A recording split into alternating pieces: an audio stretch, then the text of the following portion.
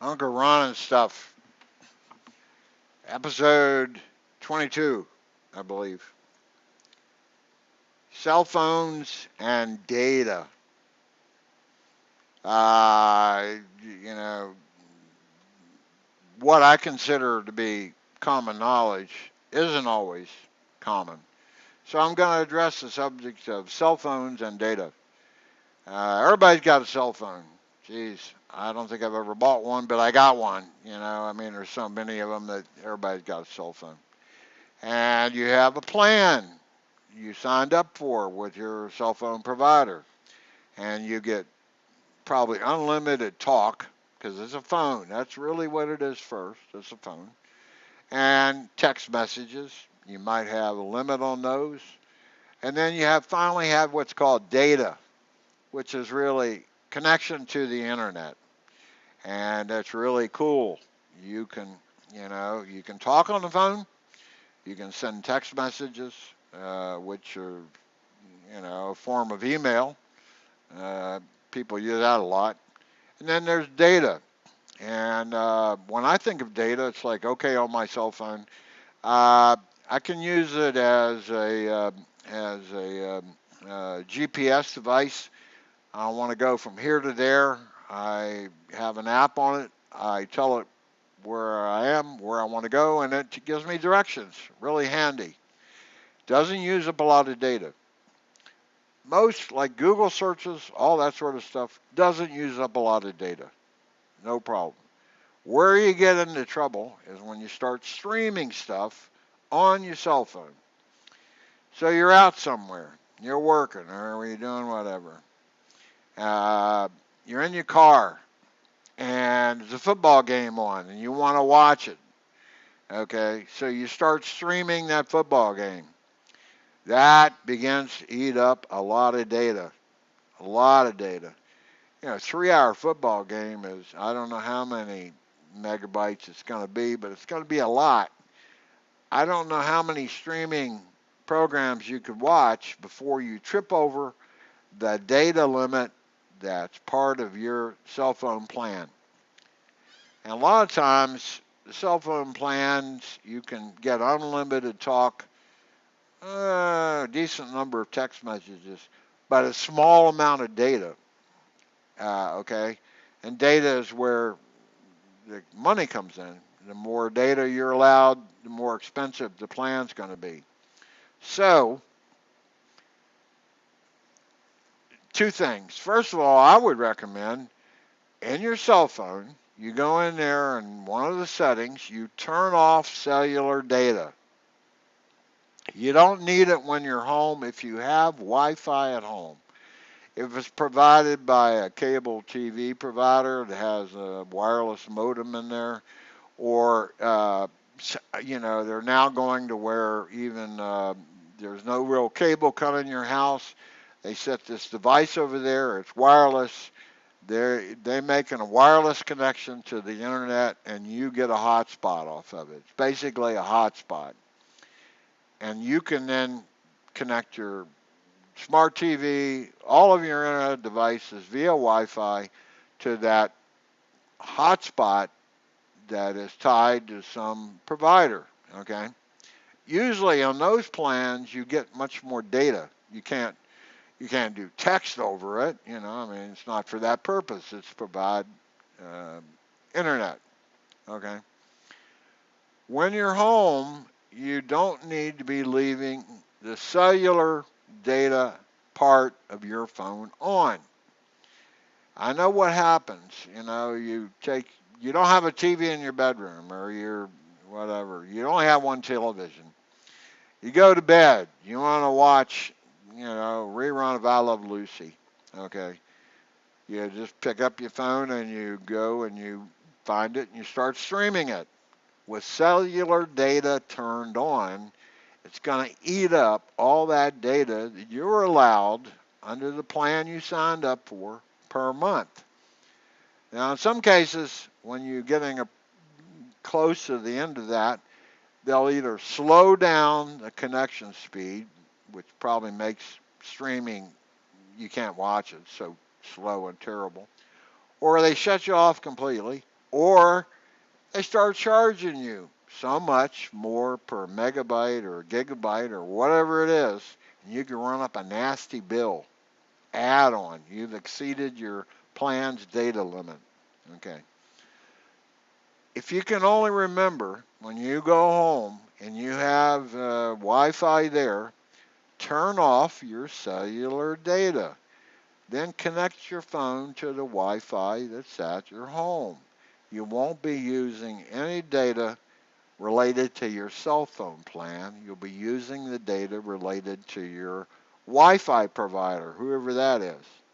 Okay. I would suggest, to be honest with you, you turn off cellular data and you leave it off. You have phone and you have text messages. That's what the phone is about. You know, the fact that you can watch NFL games on your cell phone out anywhere is great, but it's going to eat up data. You know, if you have cellular data turned on by default, then anytime you try to do anything on the internet, it's going to eat up your data, which is fine for Google searches and all those sorts of things. Streaming stuff, no, no. I mean, if you absolutely positively have got to watch that football game, you're in your car, you don't have any other way, okay, just realize you're eating up data. When you're home, turn off cellular data and use the Wi-Fi that you're paying for, uh, be it whatever provider it is. Okay, cell phone calls. Once upon a time, you can make phone calls over the internet for free. You you you were on your computer or your cell phone or whatever it was. You could connect to the Wi-Fi. There was an app or something. You typed in the telephone number, and away you went. And the other, whoever it was, the number on the other end, they'd pick up, and you'd have phone. It didn't cost anything. Okay. Now it appears that the service provider is charging you per phone call, and I sort of understand it. You start off at your end, connecting your phone and over the internet, it's turned into the internet signal, and it's routed. You know, it's going to go to, you're going to call up your mother in Detroit, you know. Works all fine till it gets down to some point, and it's got to be taken off the internet and put back onto the telephone circuit. Okay, your mother probably doesn't have uh, maybe she had a cell phone there. You just talk to her on the cell phone, but maybe she has a regular landline. You know, somehow or however. Like in my case, I have Cox, and I get my telephone and my cable TV and my Wi-Fi all from them. Okay. Uh, in that case, Cox should be have it so that the Wi-Fi stuff is connected to what's considered the telephone stuff automatically, and there shouldn't be any charge involved. But my impression is, and here's the rub: you start off like with Verizon. That's who is providing you with internet. Okay, so you start your cell phone call over the internet because you can do that at home. You have the cellular data turned off. You're using your Wi-Fi. Uh, it works fine. It goes out over the Verizon network. In fact, it hits the eventually will hit the Cox server at some point in time. But then there it has to be converted for telephone use and make my telephone ring at my end. It should be automatic, but Cox says, wait, this this telephone signal came in from Verizon. You know, why should I be converting it for free for Horizon? You know, that shouldn't be right. So if I'm Cox, I'm going to charge Horizon $1 for every cell phone, for every phone call that comes in over the internet that I have to put on my telephone circuitry. So they charge. Verizon's not going to eat that dollar charge, so they charge you. And I expect that's what's happening where it used to be free. You could make internet phone calls over Google or other apps. They're now charging by the phone call. So I would think you would think twice about using an internet phone call. Uh, it is allowed, but if they're going to charge you every time, that's just doofus. Don't do it. Okay. I've had enough of this one. The whole point I'm trying to make is you have a cell phone that has a data plan. Fine and dandy. Just remember you have a limited amount of data. If you're going to stream, that's bad.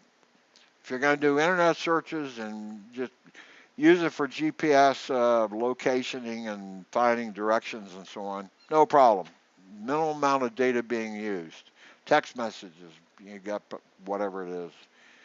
Streaming is bad on a cell phone. You're going to eat up data like crazy. You don't want to do it. Okay, when you get home, if you have it turned on, when you get home, you got to remember to turn it off and connect to the Wi-Fi you already are paying for. You don't want to be using up your cell phone plan data when there's other things available you can connect to by Wi-Fi. Okay, that all said, I said, okay, default and turn your cell phone off to no cellular data. Okay, so you're out someplace and you're in a restaurant, a bar, you're at airport.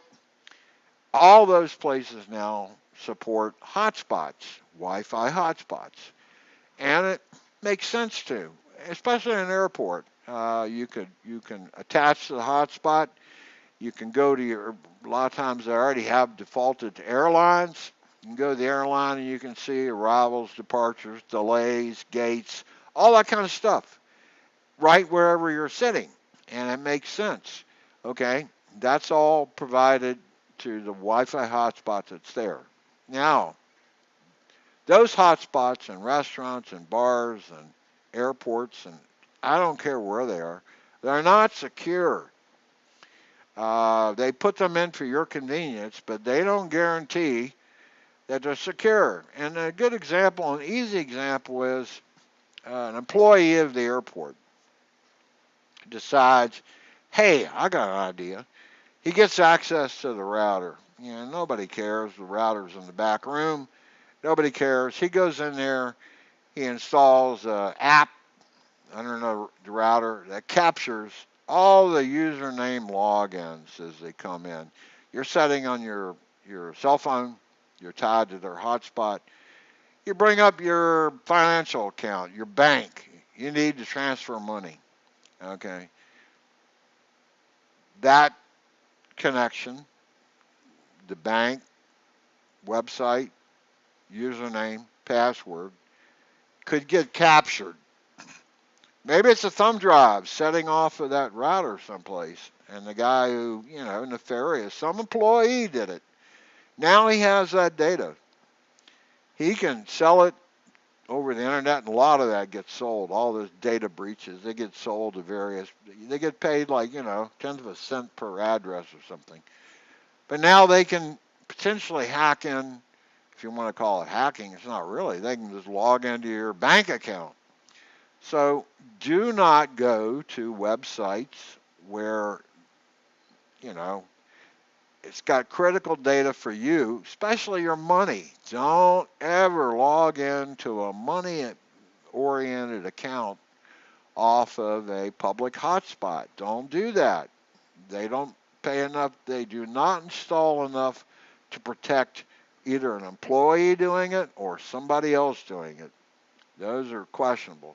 If you want to bring up HBO and watch that streaming, okay. I mean, be aware that your HBO login might be hacked, you know, and if you use the same password for everything, then nefarious people, once they got your username and they got a password, they'll try that password and username on thousands of different accounts hoping it might work. You may try every bank there is in the world, and eventually you might hit one, and now they're in.